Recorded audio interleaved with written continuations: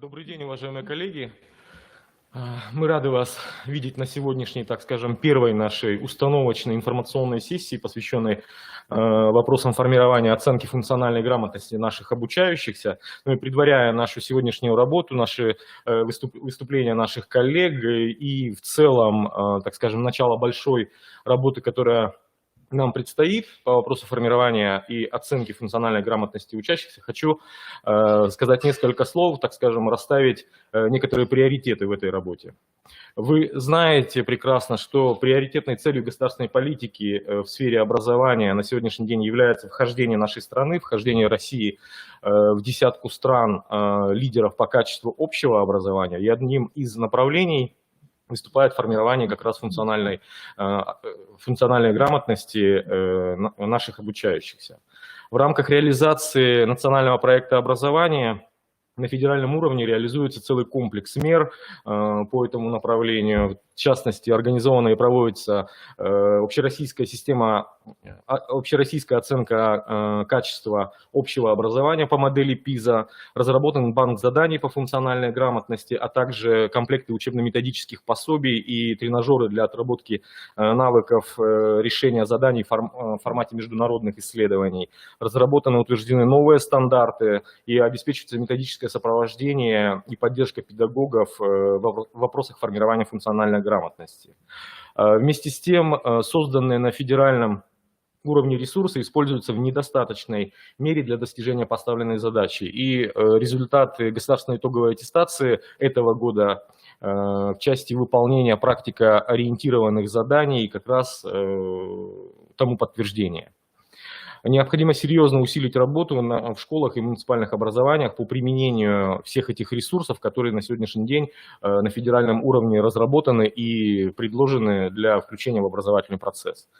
В этой связи Министерством просвещения ставится такая задача: обеспечить организационно-методическое сопровождение и координацию деятельности на региональном и муниципальном уровне по включению методологии и методического инструментария формирования оценки функциональной грамотности учащихся в региональной системе повышения квалификации и методической поддержки педагогов. Федеральным оператором этого направления работы определен Институт стратегии развития образования, Российская академия образования. Региональным оператором у нас на сегодняшний день назначен Институт развития образования. Как раз коллеги из института все здесь участвуют в нашей сегодняшней работе. На уровне республики на данный момент сформирована региональная рабочая группа во главе с министром, утвержден региональный план мероприятий, направленных на формирование и оценку функциональной грамотности обучающихся общеобразовательных организаций Республики Коми на текущий 2021-2022 учебный год. Приказ тоже был уже направлен в муниципальные органы управления образованием. Думаю, что он у вас в наличии есть. Из ключевого, что нам с вами необходимо в первую очередь вместе общими усилиями сделать, это разработать муниципальные планы мероприятий по формированию и оценке функциональной грамотности обучающихся на текущий учебный год, определить специалистов на уровне муниципальных органов управления образования, ответственных за взаимодействие с нашим региональным оператором, с Институтом развития образования. Кстати, о чем я в чате начальников написал, не все управления на сегодняшний день данные сведения предоставили. Эти сведения мы должны внести в федеральную информационную систему уже сегодня, поэтому, коллеги, кто подключился и пока еще не представил эти сведения, прошу оперативно данные направить. Далее, необходимо нам актуализировать планы работы республиканских методических объединений учителей и муниципальных методических служб именно в части формирования оценки функциональной грамотности. Организовать работу школ по внедрению в учебный процесс банка заданий по функциональной грамотности, разработанных Институтом стратегии развития образования. Обеспечить прохождение учителями курсов повышения квалификации по вопросам формирования и оценки функциональной грамотности наших школьников. Организовать, безусловно, соответствующую информационно-разъяснительную работу с родительской общественностью, с представителями средств массовой информации и общественными организациями. И, безусловно, особый упор, коллеги, это обучающиеся 8-9 классов и учителя, работающие в этих классах. Сегодня включение заданий по функциональной грамотности в учебную деятельность и проведение контроля и оценивания результатов работы должны стать приоритетными именно в отношении данной категории участников образовательного процесса. При этом важнейшим направлением, безусловно, является организация работы по развитию читательской, математической, естественно-научной, финансовой грамотности, глобальных компетенций и креативного мышления у наших обучающихся на всех уровнях общего образования и всех возрастов. Сегодня коллеги из Института развития образования представят схему реализации мероприятий по повышению функциональной грамотности, думаю, с конкретными механизмами управления на муниципальном и школьном уровне. Это наш, как я уже говорил, первое такое установочное совещание. Такие встречи уже методического толка, да, по сопровождению всех этих процессов мы будем проводить на системной основе, полагаю, наверное, еженедельно, как это устанавливает Министерство просвещения, со специалистами, ответственными в муниципальных образованиях, с муниципальными методическими службами, так как наша с вами общая задача – это достижение новых образовательных результатов, позволяющих показать конкурентоспособность нашего российского образования. Коллеги, я предлагаю перейти непосредственно уже к рассмотрению вопросов, заявленных в нашей сегодняшней встрече, в повестке сегодняшней встречи. Я слово предоставляю ректору Института развития образования Галине Владимировне Китайгородской. Галина, пожалуйста. Спасибо, Олег Александрович. Добрый день, уважаемые коллеги. Мы приветствуем вас в онлайн-студии нашего института. И как мы вместе с вами уже обсуждали на протяжении последних 2 лет, наша основная цель – это вхождение Российской Федерации в число 10 ведущих стран мира по качеству общего образования. Коллеги, секунду, мы сейчас подключим презентацию. И можно презентацию мою подключить.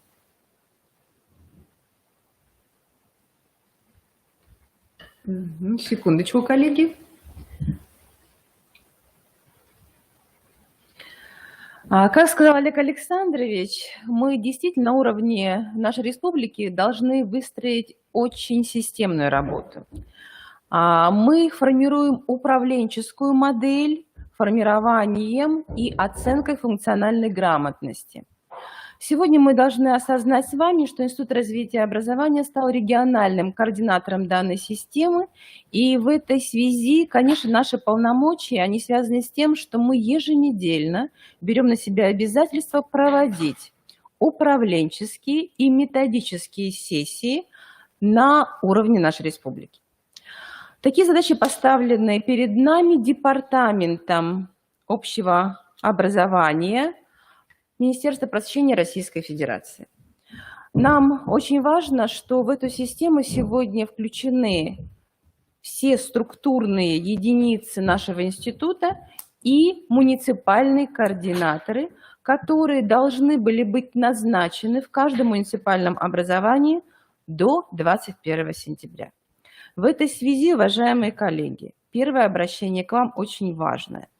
Мы просим вас сегодня до 12:00 направить в адрес института фамилия, имя, отчество, должность, контакты тех, кто будет на уровне муниципалитета отвечать за управление системой формирования оценки функциональной грамотности. Почему это важно? Сегодня на уровне Российской Федерации формируется управленческая модель.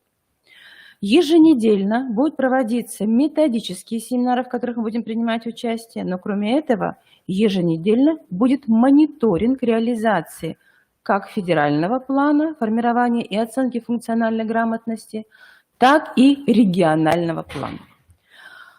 Поэтому мое выступление направлено именно на представление управленческой модели.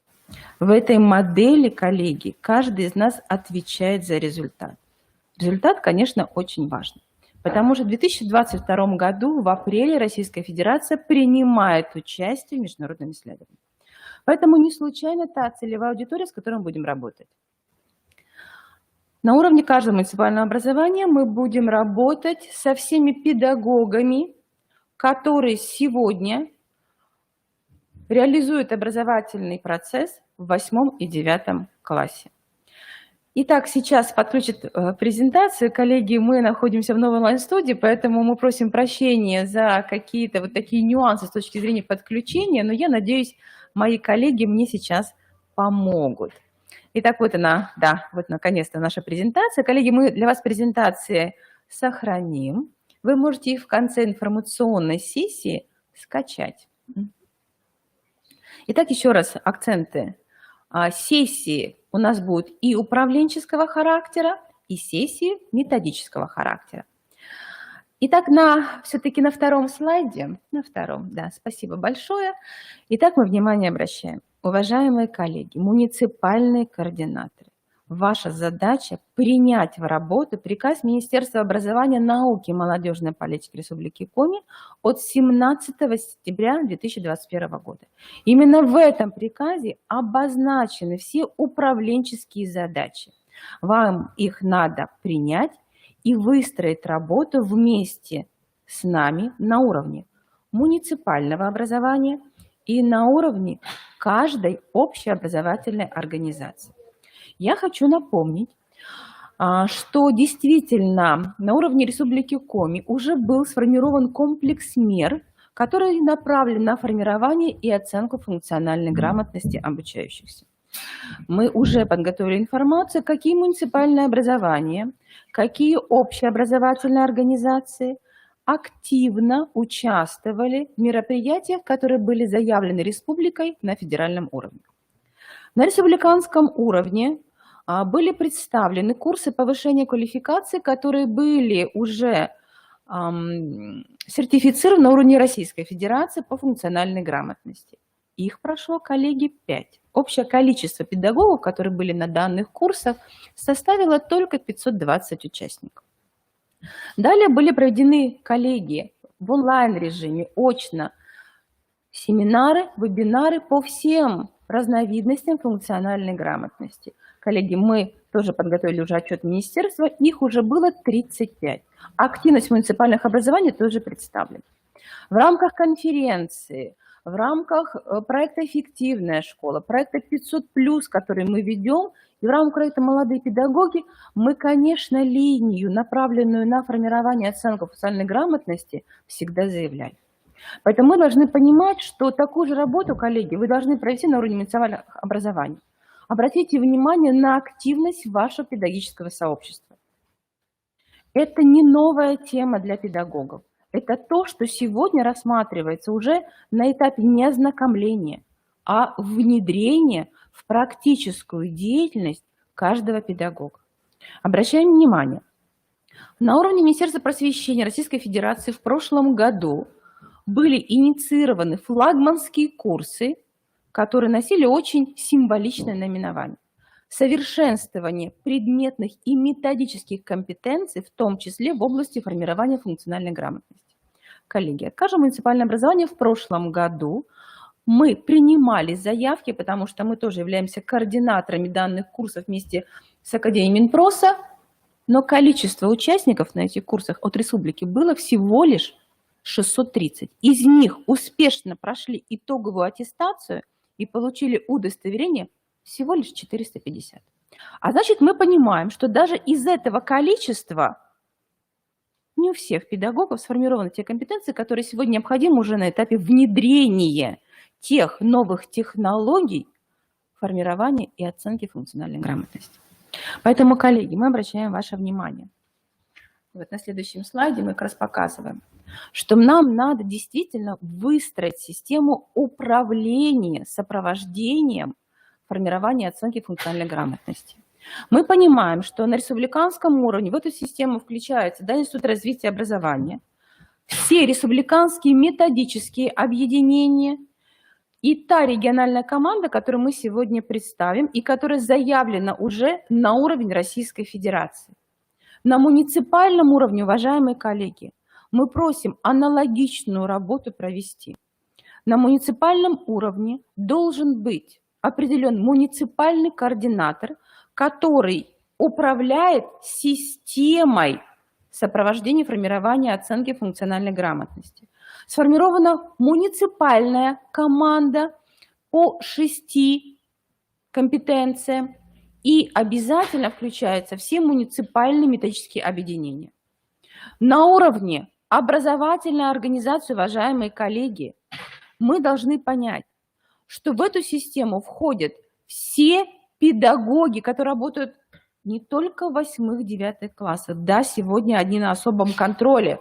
Мы должны действительно их всех не только обучить, чтобы они понимали, что такое функциональная грамотность. Мы должны доказать на уровне уже Республики Коми и Российской Федерации, что действительно сегодня мы формируем функциональную грамотность обучающихся. И сегодня наша сессия не методическая, она управленческая. Мы азы функциональной грамотности не будем вам представлять.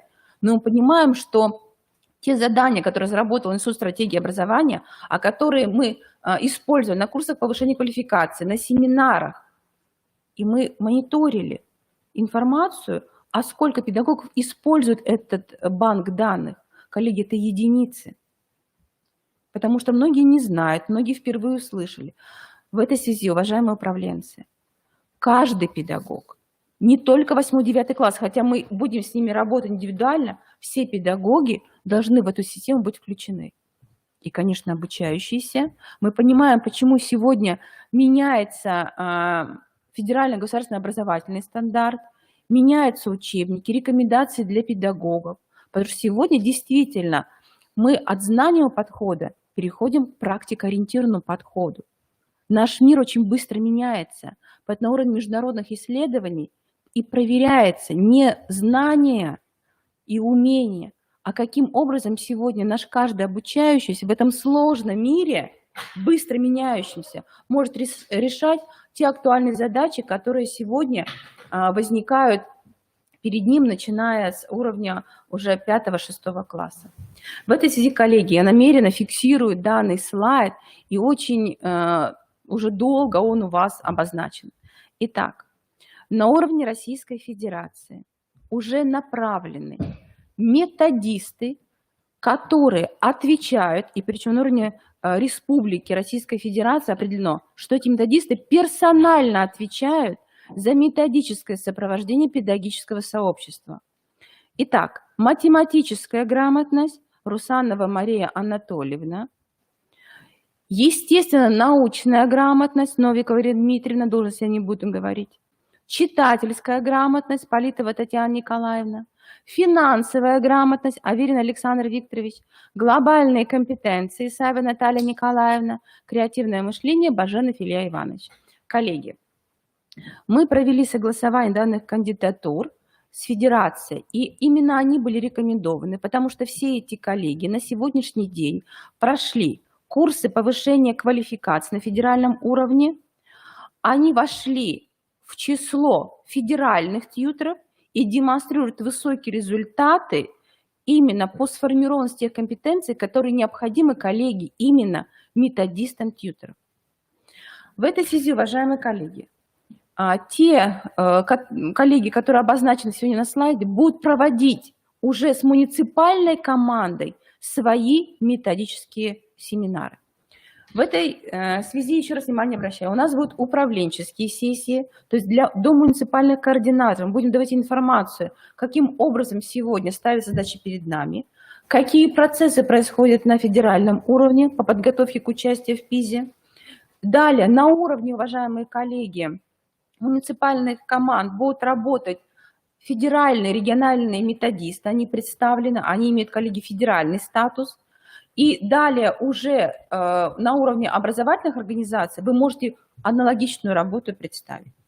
И мы с коллегами федерального уровня уже общались, что все те, кто входит в муниципальную команду, они работают вместе. Мы понимаем, что читательская грамотность формируется не только на уроках русского языка и литературы. Она намного шире с точки зрения показателей. Или финансовая грамотность. Да, это действительно это тот компонент, который включается во многие образовательные предметы. Поэтому, коллеги, мы не случайно говорим не об учителях-предметниках, а о командах образовательных организаций. На уровне республики определены региональные координаторы, которые будут иметь ежедневную управленческую связь с федералами. Это Савина Юлия Анатольевна, начальник отдела развития общего образования и воспитания нашего министерства, и Гава Марина Анатольевна, проректор по научно-методической работе нашего института.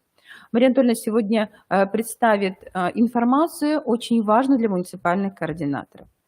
Далее, уважаемые коллеги, обращаю внимание на те задачи, которые стоят перед региональными координаторами. Это проведение еженедельных методических совещаний по вопросу формирования и оценки функциональной грамотности. Коллеги, и это не наша прихоть, желание, это задача, которая поставлена. Еженедельно по четвергам мы будем отчитываться в федеральной системе. Каким образом, какие мы провели совещания, какие вопросы рассмотрены, какова была активность муниципальных образований и общеобразовательных организаций. Далее.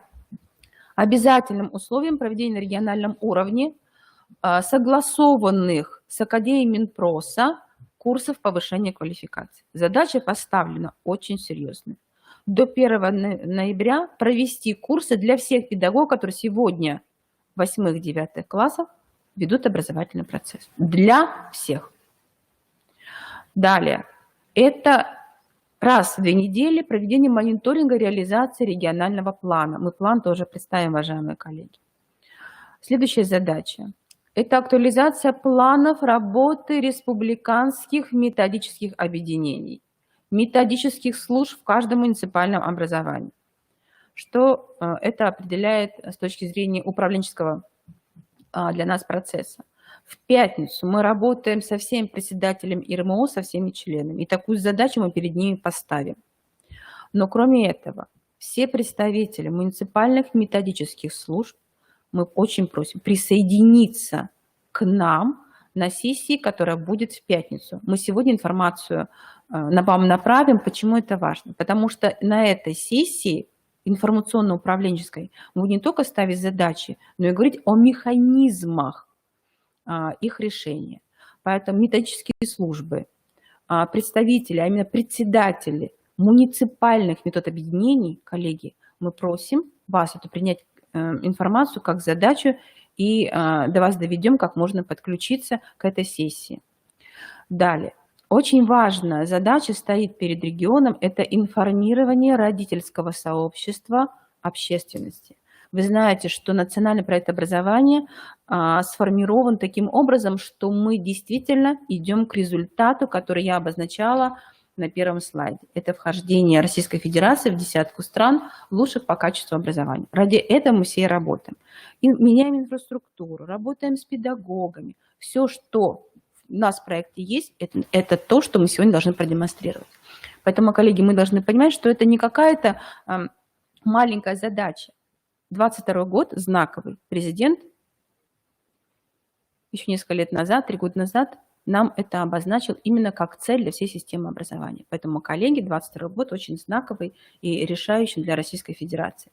Даже, к сожалению, в международном исследовании ПИЗа, коллеги сегодня будут об этом говорить, мы не можем войти в десятку стран.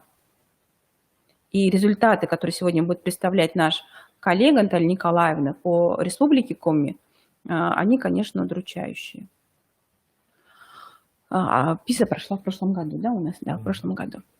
Теперь на уровне, коллеги, муниципальных образований. Тоже задачи обозначены в приказе. Обратите внимание, до 25 сентября, мы в приказе говорим республиканском, который подписан 17 сентября, до 25 сентября разработать и утвердить планы мероприятий, направленные на формирование и оценку функциональной грамотности обучающихся. По аналогии с республиканским планом. Мы его сформировали, на прошлой неделе министр Наталья Владимировна уже подписала. В приказе это есть. До 30 сентября организовать работу общеобразовательных организаций по внедрению в учебный процесс банка заданий для оценки функциональной грамотности, который разработан Институтом стратегии развития образования. Коллеги, в течение 2 лет нас приглашали в апробацию, и мы были в этой апробации.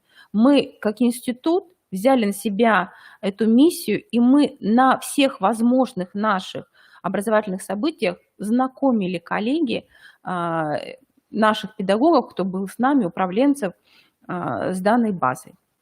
То есть это для нас, нам казалось, не новая линия сопровождения педагогов. Но оказалось не так. Оказалось, многие даже не знают об этой базе данных. Поэтому, уважаемые коллеги, решили таким образом теперь поступать. На уровне каждой организации должна быть работа организована. Сегодня Мария Анатольевна будет рассказывать, как каждая организация и каждый педагог через российскую электронную школу, которую мы позиционировали уже 4 года, должны коллеги будут поработать в этой системе, имея уже свой личный кабинет. Надеемся, что к крыше подключены все школы и все педагоги. И далее, уважаемые коллеги, мы в июне этот план, да, уже будем анализировать, потому что у нас будут и итоги, первичные итоги, хотя международные исследования, вы знаете, в течение года анализируются, но мы должны понимать, каким образом мы провели эту работу для того, чтобы наша республика выглядела успешной. И на следующем слайде, уважаемые коллеги, мы решили работать с вами таким образом, как с нами работает Федеральный институт оценки качества образования, Министерство просвещения.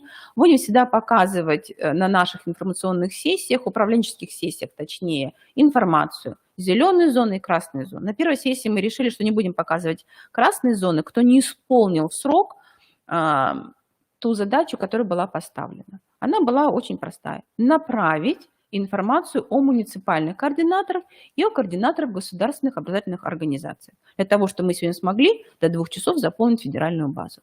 Коллеги, внимание обратите, от кого мы получили информацию, от кого нет. Ну и теперь о механизмах реализации регионального плана. Итак, уважаемые коллеги, Институт развития образования является организацией, которая теперь обязана обеспечивать интеграцию в систему повышения квалификации, именно все вопросы, связанные с функциональной грамотностью, и поддерживать педагогов с точки зрения обновленной методологии и методического инструмента. Поэтому, коллеги, резюмируя, итак, еженедельные методические совещания с участием региональной группы, стратегические информационные сессии, выездные методические сессии коворкинги в муниципалитетах. Мы с этого года возобновили наш проект «Мобильный методист в муниципалитете», и в Выжимском районе мы такую сессию провели с педагогами. Мы представили не только информацию, а еще раз рассмотрели вопрос, связанный с внедрением механизмов формирования функциональной грамотности обучающихся. Такие очные сессии в рамках проекта мы готовы проводить, готовы работать в рамках именно проекта «Мобильный методист», заявили это в региональном плане. Выезжаем, работаем в региональной команде на месте, в каждой образовательной организации. Потому что если работать с педагогом-предметником, одним-двумя, у нас не будет результата. Мы должны работать со всей командой образовательной организации. Ну и, конечно, информационные сессии для управленческих команд – это уже моя задача. Я думаю, мы будем встречаться с региональными координаторами, с моим участием, Олег Александрович, еженедельно, поэтому я думаю, что это обязательно. Линейка практикоориентированных семинаров для педагогов, это все в плане обозначено. И теперь мы внимание обращаем, что у нас система позволяет контролировать, кто принимает участие в семинаре, какое количество педагогов, и мы будем еженедельно, если будем еженедельно проводить, у нас там, по-моему, раз в 2 недели они, передавать информацию Олегу Александровичу. Какой муниципалитет, какая организация и какое количество педагогов принимало участие. Потому что мы берем это на контроль, а именно министерство, и это очень важно. Сложная задача, общаемся с федералами, но такая задача передана всем уровням именно системы повышения квалификации. Вы знаете, что Академия просвещения для нас теперь является головной организацией. Наш институт развития образования, как и другие 84 института, сегодня меняют и структуру, создают центр непрерывного повышения профмастерства. Именно через эти центры идет обновление повышения квалификации. И до 1 ноября поставлена задача и Министерства просвещения Российской Федерации, Академии просвещения провести тотальное повышение квалификации по вопросам функциональной грамотности. В этой связи, уважаемые коллеги, РИЦОКа вот буквально в течение 2 недель предоставляет базу данных по всем учителям и по всем обучающимся. Мы очень хорошо сработали по подготовке ГИЭ в этом году. У нас есть интересный проект «Личный кабинет обучающегося», где представлены материалы для обучающихся. То есть это тот материал, который может использовать обучающийся уже совместно с педагогом-наставником. И мы говорим о том, что для обучающегося, коллеги это будут подтверждать, мы выстраиваем линию индивидуальной траектории. И вот в рамках исследования ПИЗа многие педагоги, которые принимали участие из 75 школ, отмечали, что им не хватает курсов повышения квалификации, где их учат выстраивать индивидуальные траектории. Поэтому мы это услышали и тоже берем на себя это, и через личный кабинет педагога будем такую линию проводить. Поэтому курс у нас будет обновленный с точки зрения и прохождения их. Это будет и онлайн, и очное обязательно. И вы видите 6 тематик, которые нам обязательно надо провести до 1 ноября. Поэтому с точки зрения сопровождения педагогов для нас индивидуализация теперь в приоритете. На информационной сессии 27 сентября в рамках открытия форума мы работаем с вами, уважаемые коллеги, муниципальные координаторы, и представим, каким образом наш Центр непрерывного повышения профмастерства сопровождать будет педагогов именно через индивидуализацию. То есть все педагоги 8-9 классов до 1 ноября должны пройти вместе с нами этот путь и пройти итоговую аттестацию. Итоговая аттестация проходит совместно с Академией Минпросвещения по этим курсам. А для этого мы должны уже сейчас, в начале октября, выявить те дефициты, которые есть у педагогов, которые сейчас работают в 8-9 классах. Коллеги, пока работаем с 8-9 классами, ну а далее будем, я думаю, что развивать эту систему и встраивать всех. Таким образом, уважаемые коллеги, еще раз о тех мерах, которые на уровне Российской Федерации обозначены для каждого региона. Мы понимаем, что функциональная грамотность – это действительно сегодня те обязательства, которые берет на себя каждая страна с точки зрения изменения системы образования. Надо, чтобы система образования была практикоориентированной. Но наша система, российская система, она, конечно, имеет фундаментальное образование. И, коллеги, мы должны понимать, что никто не говорит о том, что фундаментальное образование, оно должно исчезнуть. Нет, функциональная грамотность, она интегрируется в нашу систему образования.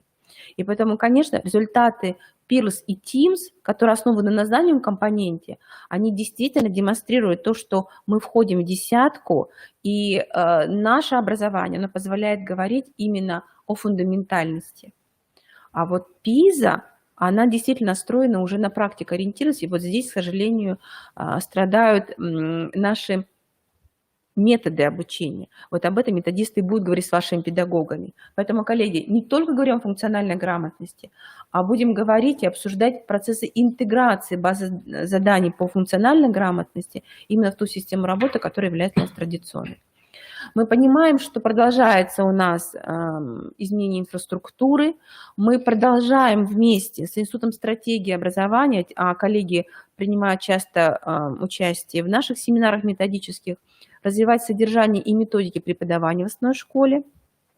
Не случайно, начиная с 27 сентября, мы тоже начинаем ряд методических мероприятий, событий, которые посвящены уже новым ГОСам. С 1 сентября 2022 года мы переходим, примеры образовательной программы утверждены, и нам дан год для того, чтобы мы сопровождали все педагогическое сообщество.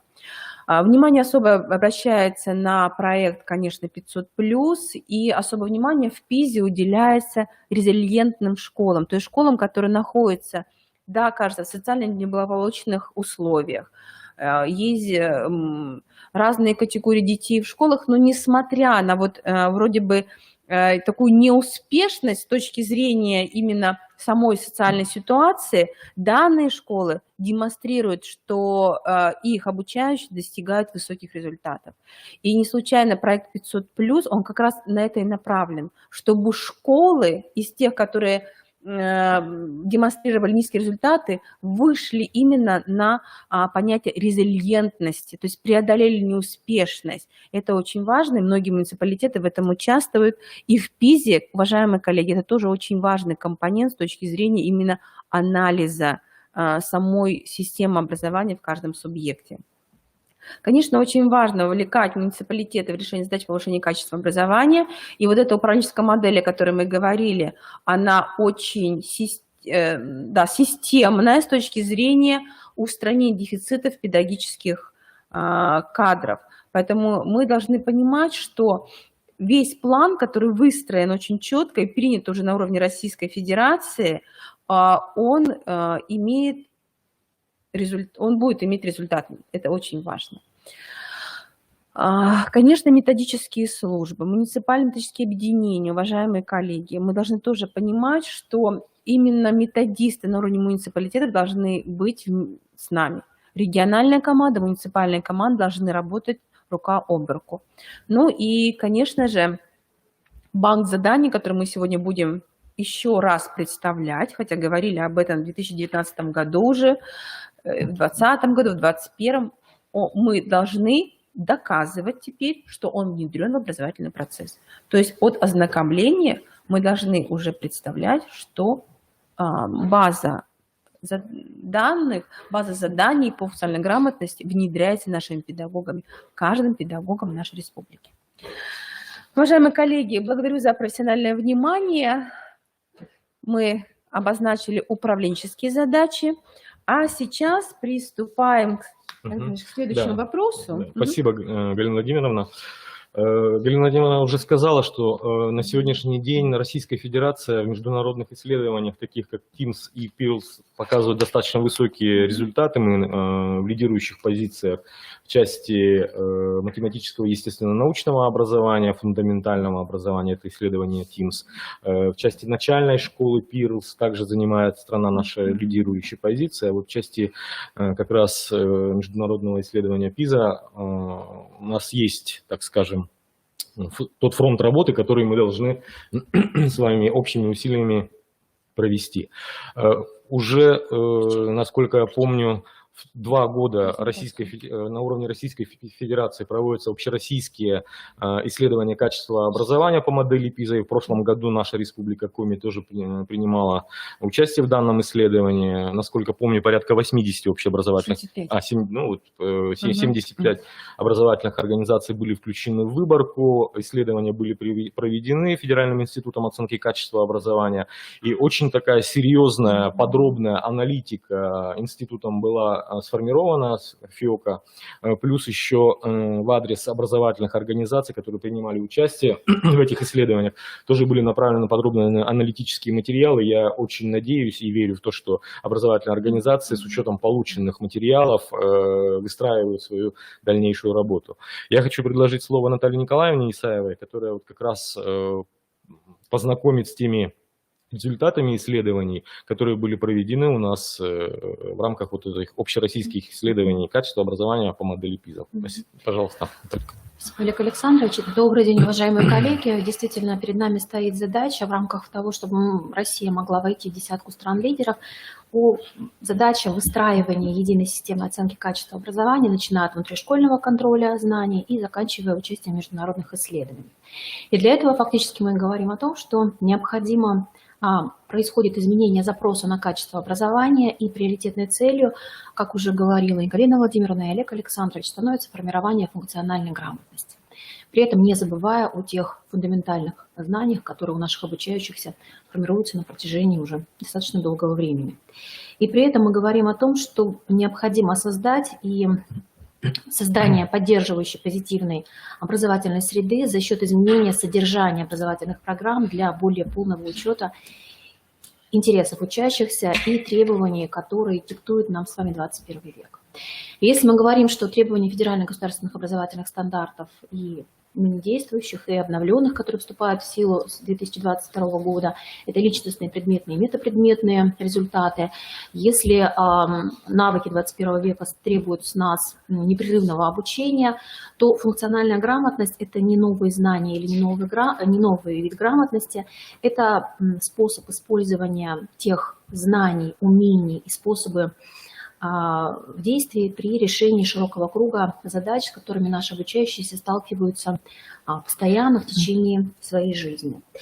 И чтобы оценить уровень функциональной грамотности обучающихся, нужно дать им нетипичные задания.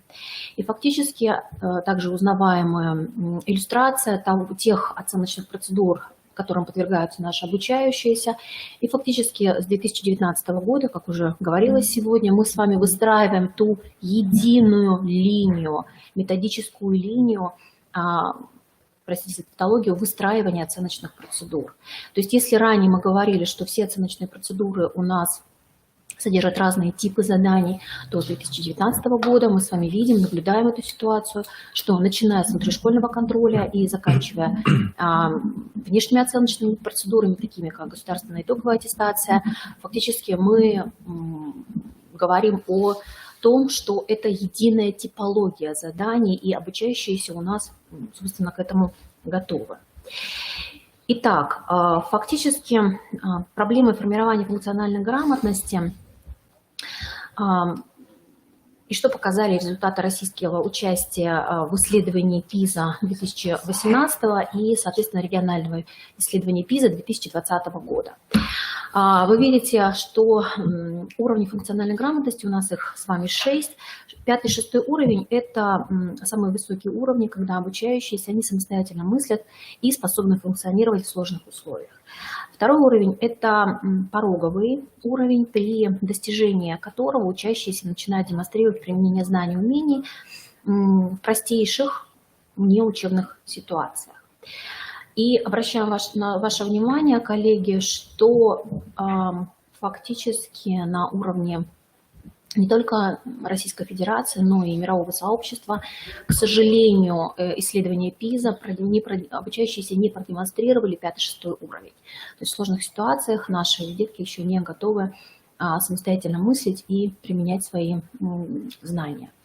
Как вы видите, в основном, если мы говорим про читательскую, фактически читательская грамотность у нас пороговая между 2 и 3 уровнем, то есть примерно одинаково, да, и фактически мы даже с вами не достигаем 4-го, где обучающиеся проявляют способность использовать имеющиеся знания и умения при получении или для получения новой информации.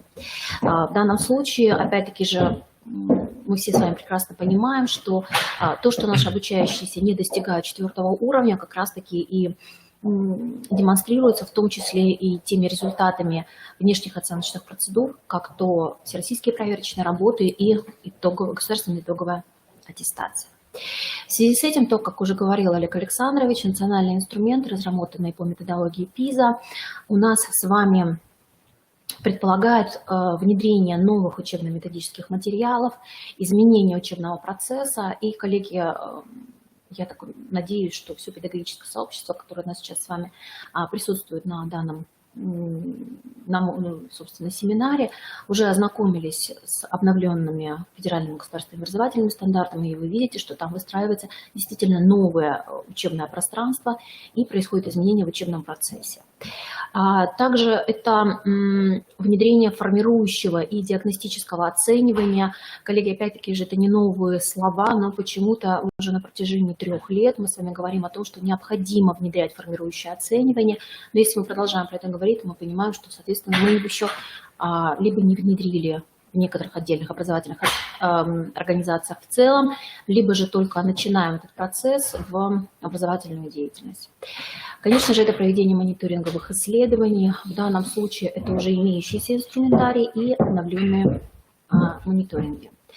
И, конечно же, то, о чем мы говорим, и уже создано на федеральном уровне, мы призываем вас активно пользоваться данными тренажерами, это формирование функциональной грамотности по индивидуальной траектории. И как раз-таки Российская электронная школа позволяет нам это выстраивать, о чем Марина Анатольевна более подробно расскажет. Далее, фактически вы видите, что, повторюсь, что функциональная грамотность – это не новый вид грамотности, это умение использовать все приобретенные навыки в повседневной жизни. Про модель формирования функциональной грамотности при реализации федеральных государственных образовательных стандартов более подробно расскажет Марина Анатольевна, поэтому я позволю себе этот слайд пропустить, он у вас будет. Я же позволю себе перейти непосредственно к результатам региональной оценки по модели ПИЗа, которые проходили в 2020 году. В данном случае на слайде представлены те разделы, которые вошли в региональную оценку по модели ПИЗа. Как уже говорили сегодня, в исследовательской выборке в Республике Коми принимали участие 75 образовательных организаций, и в данном случае мы рассматриваем с вами результаты по математической, читательской и, естественно, научной грамотности. При этом хочется отметить, что данные результаты в целом сопоставимы с общероссийскими. В целом среди участников 18% не достигли порогового уровня по читательской грамотности. В России этот процент 17%. Примерно каждый пятый, то есть 22% по математической грамотности, естественно-научной грамотности, что также сопоставимо с Российской Федерацией. Фактически, коллеги, считайте, пятая часть обучающихся у нас не сформировали ни читательскую, ни математическую, ни естественно-научную грамотность. И разница между участниками с самыми высокими и низкими результатами, она также характеризует уровень образовательного неравенства. Но, тем не менее, также мы находимся приблизительно на уровне Российской Федерации. И, как верно заметила Галина Владимировна, в Республике Коми примерно 5% школ являются резилиентными. И, несмотря на высокую концентрацию учащихся из группы учебного риска в данных школах, мы констатируем, что данным учащимся удается показать высокие образовательные результаты по всем видам грамотности. И это, конечно же, заслуга не только, собственно, самих обучающихся, их семей, но и огромная заслуга педагогов, которые работают в данных образовательных организациях. В региональной оценке по модели ПИЗа в 2020 году в Республике Коми фактически мы говорим о том, что большинство девятиклассников, это 76%, показывают достаточно высокие результаты. Заметно лучше справляются с заданиями ученики 10-11 классов, а более низкие результаты показывают обучающиеся 7-8 классов. Данные представлены, собственно, на слайде. В этой связи мы говорим, что на слайде представлены результаты по читательской и математической грамотности, сопоставимы также с результатами общероссийской оценки по модели ПИЗа. И вы видите, что чуть ниже результаты по естественно-научной грамотности. Положение региона среди других стран-участниц исследования ПИЗа в 2018 году также представлено на слайде. И вы видите, что Республика Коми занимает достаточно хорошие показатели. Но, тем не менее, действительно, нам есть еще над чем работать для того, чтобы фактически мы где-то на 25-26 месте, но для того, чтобы войти в десятку стран, вы видите, что нам нужно еще с вами будет совместно очень хорошо поработать. Фактически, в региональной оценке по модели ПИЗа, так же, как и в оригинальном исследовании ПИЗа, выделялось 6 уровней для каждого вида грамотности. Фактически, следующий слайд, пожалуйста. Где 6-й уровень – это самый высокий, как я уже говорила, 2-й является пороговым, недостижение которого свидетельствует о недостаточности развития базовых умений. Мы с вами констатируем, что в Республике Коми 82% обучающихся достигли и превысили пороговый уровень читательской грамотности. При этом число учащихся, достигших наивысший уровень читательской грамотности, составило лишь 5%. При этом, если обратиться к национальным исследованиям качества образования, то мы видим, что только в районе 26% обучающихся 8 класса констатируют, что им интересно читать, узнавать что-то новое, и они вдумчиво подходят к изучению любого текста. В математической грамотности 22% учащихся не дошли до порогового уровня грамотности, но 10% достигли высоких уровней. Относительно хуже участники исследования справились с заданиями по естественно-научной грамотности. Как я уже говорила, 22% не дошли до порогового уровня грамотности, и всего 1% достиг высоких уровней. То есть естественно-научная грамотность у нас с вами, коллеги, необходимо развивать. Фактически изучение характеристик различных групп обучающихся по достижению уровня грамотности позволяет выявить практики преподавания. И на наших еженедельных семинарах, коллеги, мы будем знакомить вас с данными практиками образования. Фактически концепция исследования ПИЗа предполагает получение результатов по 3 видам грамотности, которые я уже называла, каждый из которых имеет свою детализацию в умениях.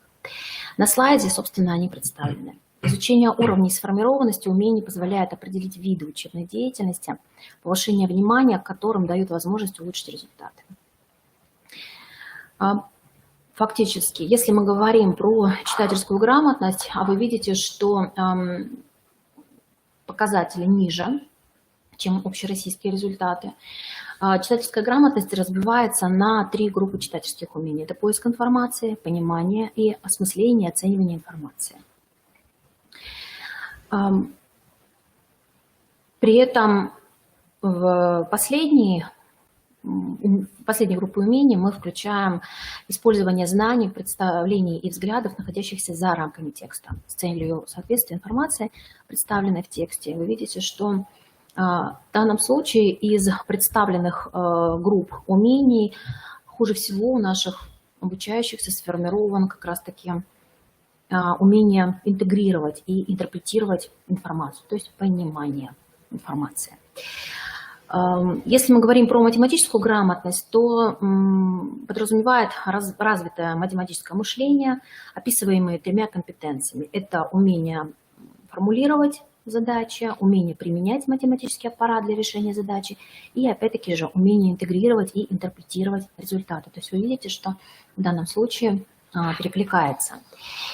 Фактически в данном случае мы говорим о том, что, к сожалению, обучающиеся демонстрируют самые низкие результаты по умению формулировать математические задачи. То есть решение начинается с выделения задачи и в представленном контексте.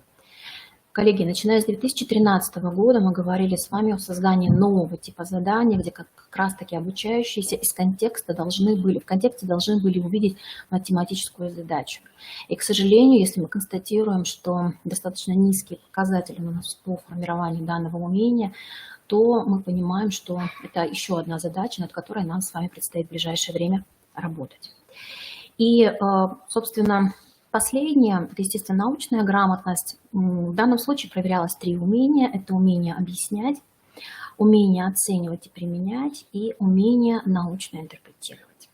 В данном случае вы видите, что показатели в целом достаточно низкие, но фактически мы говорим, что согласно определению исследования ПИЗа, человек, обладающий естественно-научной грамотностью, он способен и готов участвовать в аргументированной дискуссии о науке и технологиях. И, к сожалению, мы констатируем, что наши обучающиеся не в полной мере или не всегда готовы к данной дискуссии и не готовы аргументированно это делать. Фактически они слабо умеют объяснять и применять для этого научные термины и научные данные, полученные в ходе изучения предметов естественно-научного цикла, ну и в целом изучения предметов.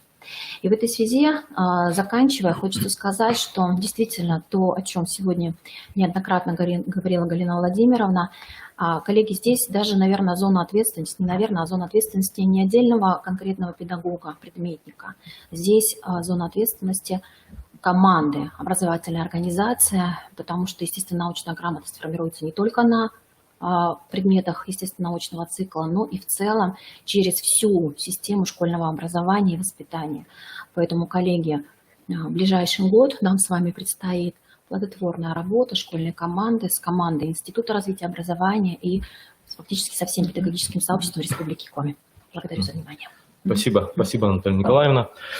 Коллеги, мы уже говорили, что сегодня на федеральном уровне есть и разработаны определенные ресурсы, которые могут помочь нам в вопросах формирования функциональной грамотности. Один из этих ресурсов – это электронный банк заданий для оценки функциональной грамотности, который, вот как уже тоже говорила Галина Владимировна, по итогам мониторинга свидетельствует, что наши школы очень, скажем так, неактивно внедряют в образовательный процесс этот банк заданий. По этому вопросу я предоставляю слово Марине Анатольевне Габовой, проректору института, как раз с этим вопросом по внедрению данного банка заданий в образовательный процесс наших школ.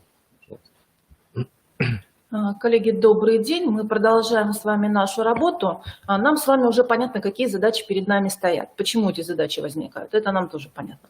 А вот как мы с вами можем эту работу организовать, какие инструменты нам в этом помогут, об этом сейчас мы с вами поговорим.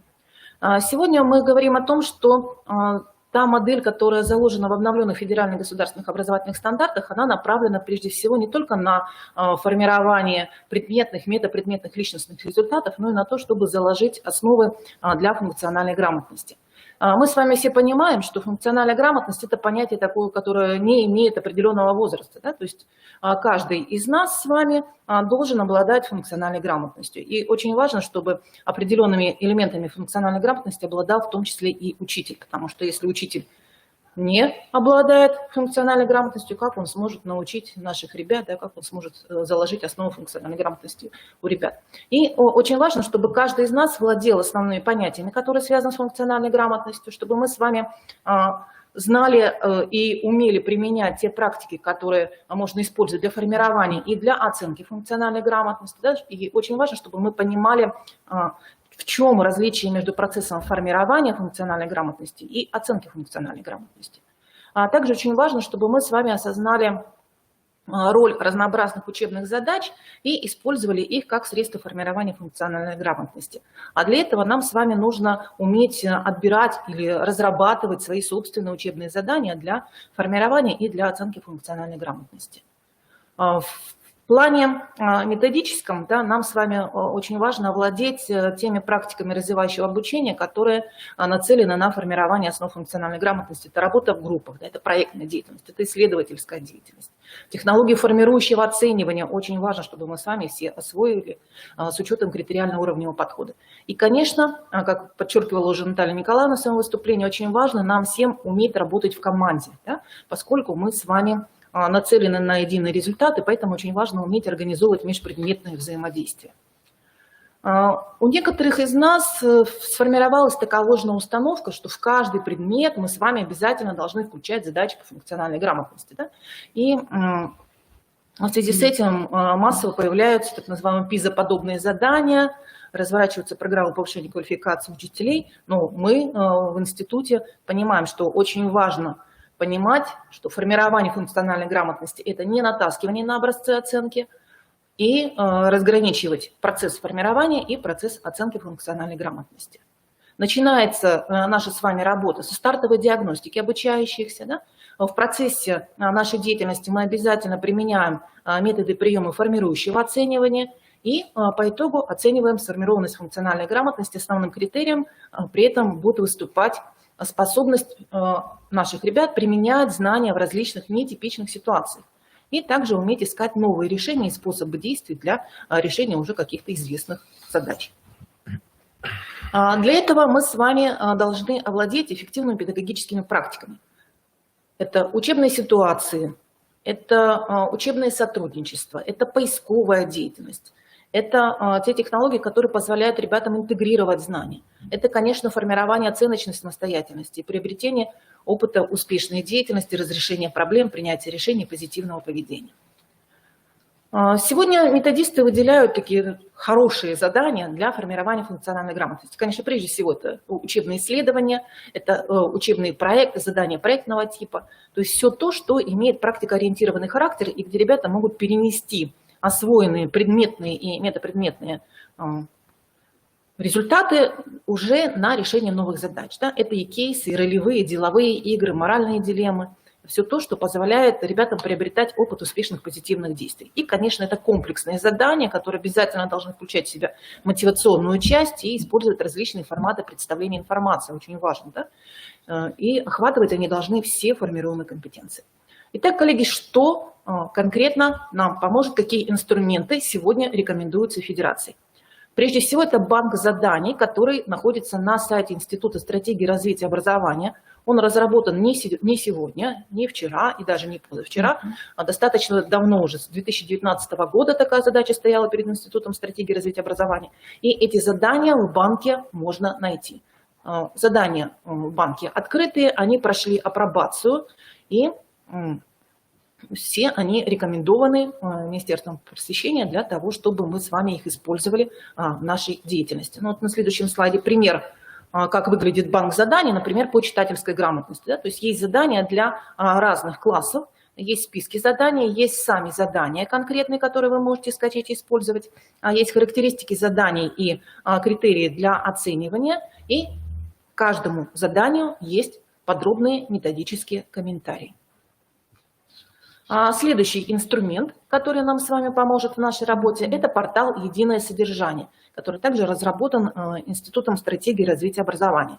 Этот портал пока инструмент достаточно новый, он постоянно пополняется, актуализируется. Здесь, кстати, вы можете найти и материалы, которые касаются примерных рабочих программ по всем учебным предметам. Все это на портале размещено, и в специальном разделе «Функциональная грамотность» размещаются материалы именно по формированию и оценке функциональной грамотности.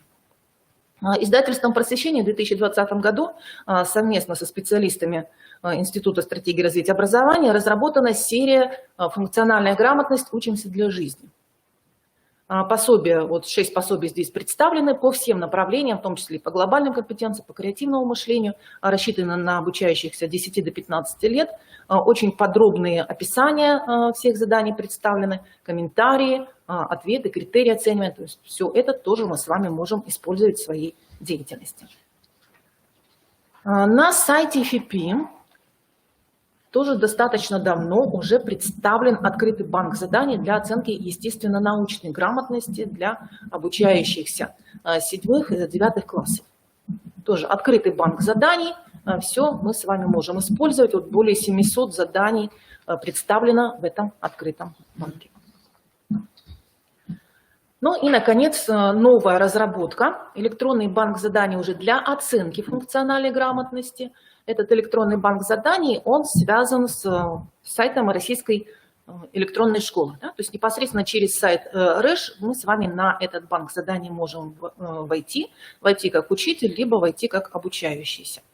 Очень подробное руководство пользователя представлено на сайте, вы можете его скачать и с ним поработать.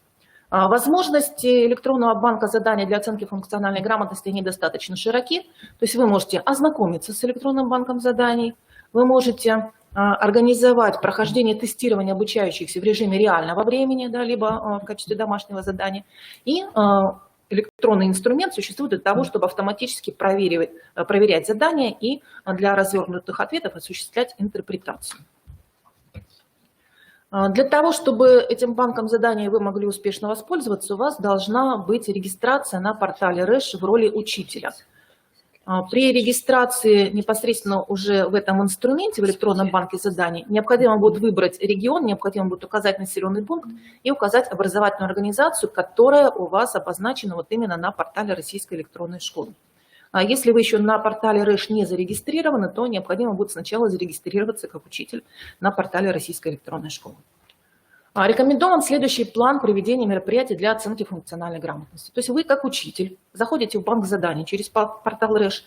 Следующий шаг. Вы выбираете параметры проведения диагностической работы, то есть вот те направления функциональной грамотности, по которым хотите провести работу, и формируете вариант диагностической работы. Затем ученикам направляется ссылка для входа и личный код доступа, да, то есть для каждого ребенка свой личный код доступа, то есть индивидуализированные варианты работ, согласно журналу участников тестирования. Затем ребята проходят эту диагностическую работу, можно это сделать и без регистрации, только на основании личного кода. А далее третьим шагом учитель анализирует прохождение диагностической работы, оценивает по приложенной методике, и вам выводится результат прохождения тестирования по всем ученикам с разбивкой по заданиям. И далее вы уже организуете коррекционные действия, да, для того, чтобы с ошибками ребята могли поработать. Ну, вот на следующем слайде приведен пример задания диагностической работы. То есть вот в таком виде ребята увидят ваше задание и смогут с ним поработать. Поддержка ресурса осуществляется непосредственно разработчиками. Подробная пошаговая инструкция приведена в самом банке электронных заданий. И разработчики рекомендуют использовать браузеры Google Chrome и Mozilla Firefox для того, чтобы корректно отображались все задания. Итак, коллеги, сегодня перед нами в образовательных организациях стоят следующие задачи в развитии функциональной грамотности. В образовательных организациях необходимо разработать программу по развитию функциональной грамотности. Для этого выделить специалиста, который будет отвечать за реализацию программы по развитию функциональной грамотности. Конечно, очень важно, да, чтобы учителя вашей организации приняли участие в курсах повышения квалификации по разработке и использованию заданий, которые мы будем организовывать на базе института. Конечно, важно изучить те особенности инструментария, те подходы к оценке исследований ПИЗа в 2018 и 2020 году и тот инструментарий, который заложен в федеральном проекте Минпроса «Мониторинг формирования функциональной грамотности обучающихся». Это вот по первой ссылке, которую я вам показывала, тот банк заданий, да, он как раз разработан в рамках этого мониторинга. Также очень важно, чтобы вы проанализировали те учебно-методические материалы, которые используют учителя на данный момент, и дали им рекомендации, как использовать материалы нового поколения, в частности, тут электронный банк заданий для оценки грамотности. И, конечно, очень важно, чтобы мы с вами смогли перестроить методическую работу учителей, а для этого нужно создать определенные механизмы мотивации для организации их сотрудничества, обмена опытом и поощрения их работы. Коллеги, вот уже в течение нашей с вами встречи я получаю информацию от некоторых муниципалитетов и муниципальных координаторов. Спасибо большое. Если вы себя не увидели в том зеленом списке, который демонстрировала Галина Владимировна, пожалуйста, продублируйте информацию еще раз. Возможно, произошел какой-то сбой, и она до нас не дошла. Спасибо. Спасибо, Марина Анатольевна. Галина Владимировна хотела акцентировать внимание по использованию ресурсов, о тех, которые говорила Марина Анатольевна. Галина Владимировна, пожалуйста. Да. Уважаемые коллеги, мы хотим ваше внимание обратить, что до 1 октября педагоги должны зарегистрироваться в РЭШ и уже начать работу с материалами диагностическими. Как Наталья Николаевна говорила, Мария Анатольевна, для того, чтобы использовать банк заданий, без диагностики не обойтись. Поэтому, коллеги, на уровне Российской Федерации ситуация мониторится. Первая выгрузка на регион придет уже 1 октября. Поэтому эту работу необходимо организовать управленчески. Не дать задание педагогу, зайдите и всем ученикам направьте. Это должен быть действительно такой понятный управленческий механизм. Решение должно быть принято на уровне муниципалитета, директора школы. Директор школы уже со своей командой на уровне организации принимает решение, когда будет проходить данная диагностика, какие задания будут выбраны. Поэтому эта задача не перед конкретным педагогом, а перед командой организации, чтобы это была именно система работы. Но важно, чтобы наша республика первый этап, а именно диагностику обучающихся, которые у нас в 8-9 классах в настоящий момент присутствуют, эту работу надо уже начинать. Спасибо, Галина Владимировна. Основные вопросы сегодняшней нашей встречи мы с вами обсудили, коллеги. Быть может, есть какие-то вопросы. Вот в чате вижу, спрашивают коллеги, что не получили приказ. Галина Владимировна, я попрошу продублировать Да, еще хорошо, раз. коллеги. Да, Мы тогда направим. Видимо, какие-то сбои были при направлении. Да. Потому что не Думаю, все что мы понимают. муниципальным координаторам всем направим этот приказ. Хорошо. Коллеги, и мы на себя берем еще одну задачу. Мы на нашем сайте сформируем раздел «Функциональная грамотность». И там будет вся представлена информация, которая связана и с региональными планами, и с работой на муниципальном уровне. И у нас будет уже конкретный график наших управленческих сессий, методических сессий. Будут представлены графики работы каждого методического координатора. Я их представляла. Поэтому, коллеги, до понедельника вот такая информация, открытая, публичная для вас, будет представлена со всеми контактами. Ирина Николаевна вопрос задала по поводу сроков разработки. Муниципальных? Да. Да, по приказу такие даты. Да, до 25-го, да. Ирина Николаевна, это так, это в приказе, и это приказ министерства, но он основан на задача, которая поставлена Департаментом государственной Ну, политики в сфере просвещения. общего образования. Поэтому до 25-го у вас такие планы должны быть. Обратите внимание, и это рекомендация Минпроса, что муниципальный план, он ориентируется на республиканский план. Далее, образовательные организации тоже свои планы разработают, они ориентируются на муниципальные планы. То есть вот эта управленческая иерархия должна быть. У вас должны быть все те же позиции, которые есть в республиканском плане. А у нас он четкий, он является комплексным планом и сформирован на уровне федерального плана. Поэтому берите за основу и формируйте. Спасибо, Галина Владимировна. Если какие-то вопросы будут поступать в рабочем порядке, мы будем взаимодействовать. Как сказала Галина Владимировна, презентации будут тоже размещены и для возможности скачивания, чтобы работать со своими коллективами, с подведомственными образовательными организациями. Как я уже сказал, такие встречи методического плана, управленческого толка будут на системной основе проводиться еженедельно. Сегодня это наша такая первая установочная встреча. Всех благодарю, уважаемые коллеги, за то, что присоединились к нашей работе. Да, можно еще одно напоминание, уважаемые коллеги. 29 сентября мы ждем вас на форуме, именно на площадку по функциональной грамотности. У нас будет выступать Ковалева Галина Сергеевна, как раз разработчик всех заданий по функциональной грамотности. Поэтому, уважаемые коллеги, муниципальные координаторы, команды школ, педагоги 8-9 классов, приглашаем вас. Это будет онлайн-сессия с очным участием в нашем институте. Обратите внимание на программу форума. Она и носит название, эта площадка, именно технологические решения по формированию функциональной грамотности. То есть мы будем говорить о новой методологии, и мы внимание обращаем, что у нас есть две задачи. У нас должна быть сформирована мотивация у педагогов, и мы должны работать с мотивацией обучающихся. Поэтому наша площадка именно этому будет посвящена. Спасибо, Галина Владимировна. Спасибо. Еще раз благодарю, коллеги, за то, что присоединились к этой встрече. Спасибо. Хорошего дня. Спасибо. Всего доброго. До еженедельных встреч.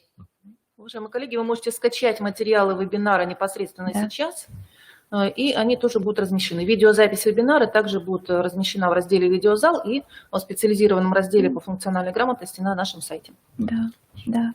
Все тогда, да? Да, Всего доброго. спасибо, всего доброго.